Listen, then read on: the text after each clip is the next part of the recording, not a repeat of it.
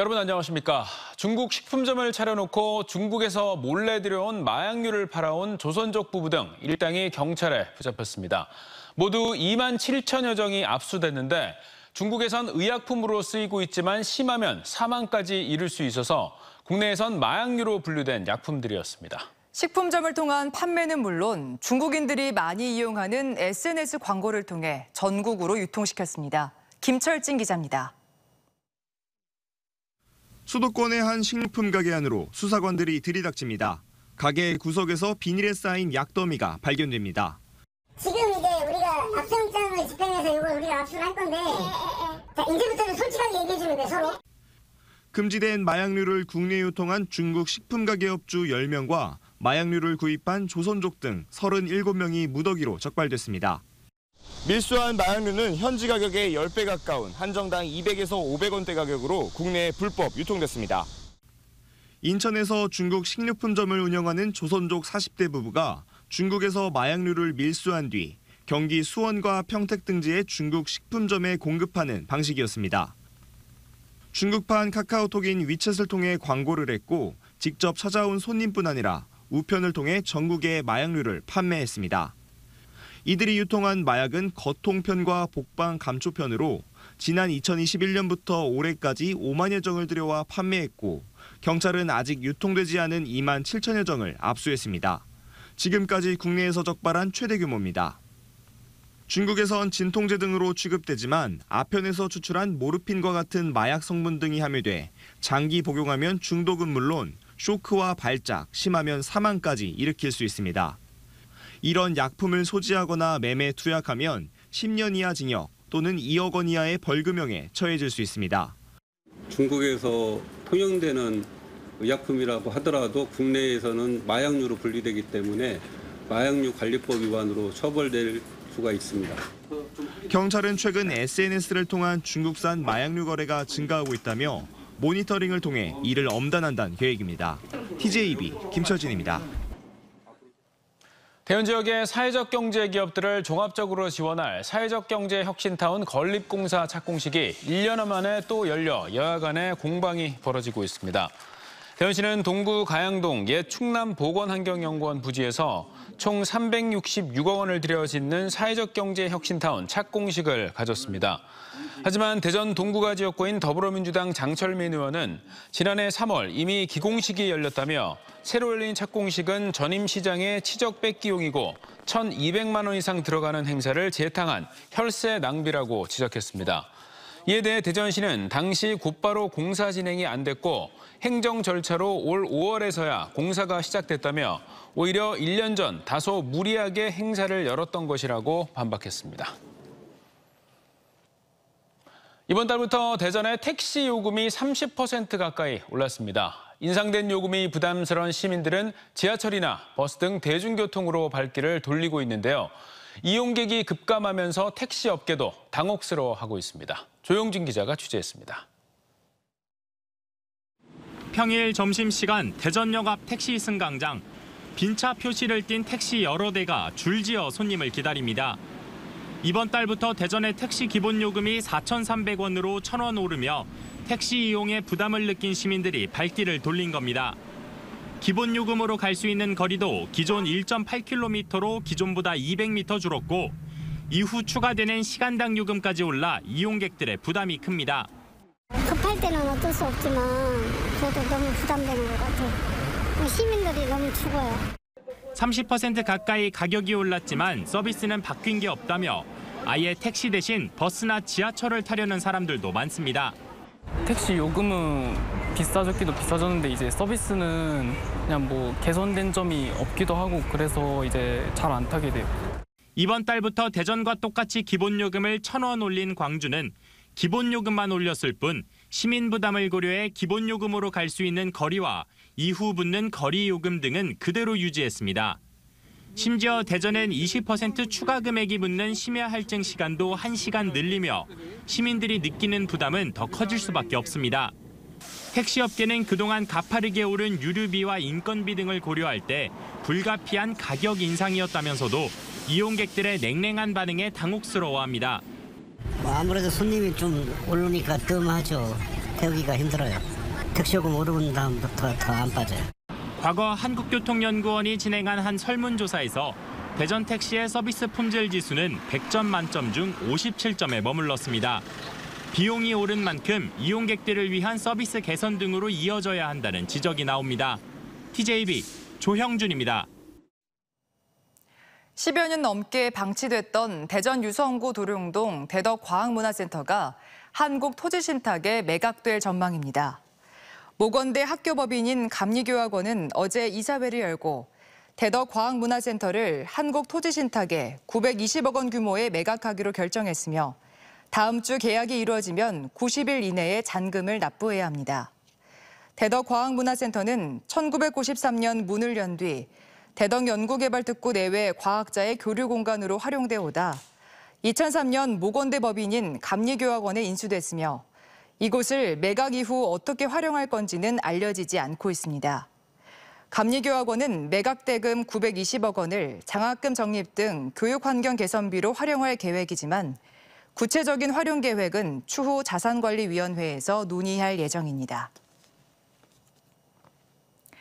국내뿐만 아니라 전 세계 바다를 누비며 해저 에너지 자원을 찾는 세계 유일의 최첨단 물리 탐사선이 바다 위의 모습을 드러냈습니다. 기존 탐사선보다 3배 이상 커지고 해저 탐사 면적도 4배 넓어져 우리나라의 해저 자원 탐사 기술 수준을 한 단계 높일 것으로 기대됩니다. 조혜원 기자가 보도합니다. 국내에서 최초로 제작한 6,926톤급 탐사선 탐해 3호가 바다 위의 모습을 드러냅니다. 이어 배와 승선 직원의 안전 항해를 기원하는 진수 명명식이 진행됩니다. 국비 1,810억 원이 투입된 이 배는 1996년부터 활동해 노후화된 기존 탐해 2호를 대체한 건데 크기가 3배 이상 커졌습니다. 또 4배 넓은 면적을 정밀하게 탐사할 수 있도록 6km 길이의 탄성파 스트리머를 장착했습니다. 탐사선에서 압축 공기를 내뿜으면 발생한 음파를 수신해 해저면의 지형과 집안 특징, 석유나 석유가스, 히토류 같은 매장된 자원의 종류를 파악하는 원리입니다. 탐사 장비 비율이 50% 수준으로 일반 종합 연구선에 비해 월등히 높아 그야말로 바다 위 연구소인 셈입니다. 4차원 모니터링 기술로 시간에 따른 해저 지층의 변화 예측까지 가능해져 해저 지진을 대비하고 원전 같은 위험시설 입지 결정 등 다양한 영역에서 활용될 수 있습니다. 특히 이산화탄소 지중 저장 후보지를 선정해 탄소 중립을 실현하는 데도 큰 도움이 될 것으로 보입니다. 기후 변화에 대응할 수 있는 사업들 그리고 우리 국민 안전을 위해서 해저 지질 위험 요소 이런 조사들을 이제 할 수 있을 것 같습니다. 특히 내빙 등급 적용으로 극지와 대양까지 탐사가 가능해지면서 국내로 제한됐던 활동이 해외까지 넓어질 전망.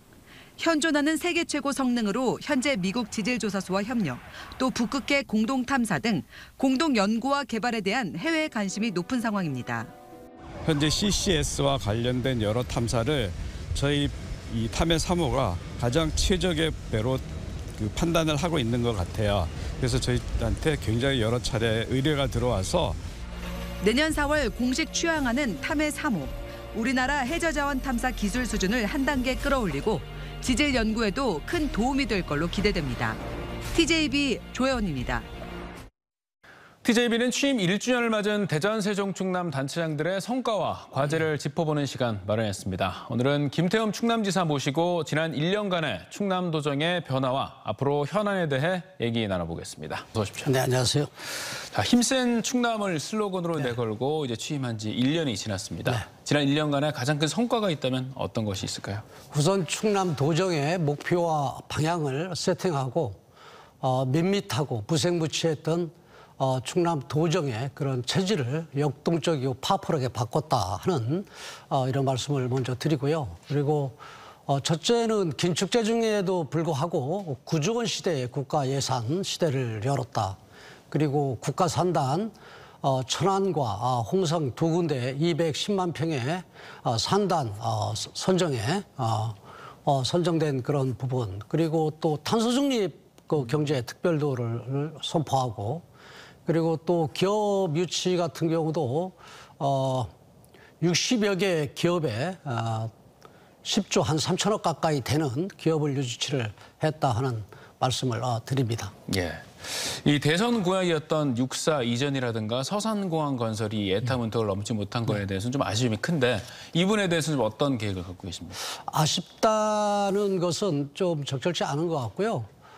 일단은 6.4 이전 문제는 제가 세게 밀어붙이다 보니까 지금 정부에서 ADD 국방과학연구소 산하에 미래기술연구센터 3천억 가까이 들어가거든요. 12만 평에.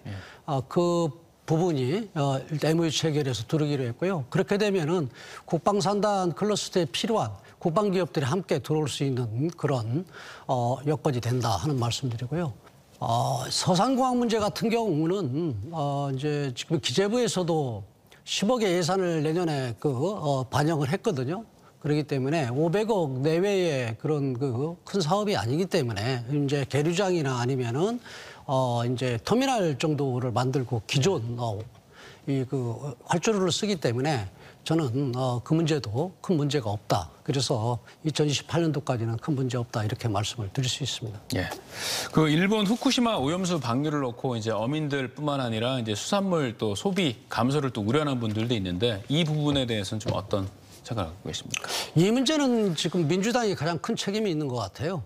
민주당이 지금 어떻게 보면 어민들이나 이 수산업자들의 그런 입장은 생각을 하지 않고 이걸 정략적으로 접근하는 것 같다. 마치 과거에 그런 이 광우병 문제라든가 아니면 사드 문제 접근하는 것처럼 지금 진행되고 있거든요. 우리가 IAEA뿐만 아니라 우리 한국의 그런 전문가들도 실사를 했지 않습니까? 그렇기 때문에 저는 이 문제를 좀 정략적으로 활용하는 것보다 과학적이고 좀 상식적으로 접근했으면 좋겠다 하는 생각입니다. 그럼에도 불구하고 저는 충남도의 입장에서는 지금까지 해온 것처럼 원산지 표시 이 문제를 철저히 검증을 해서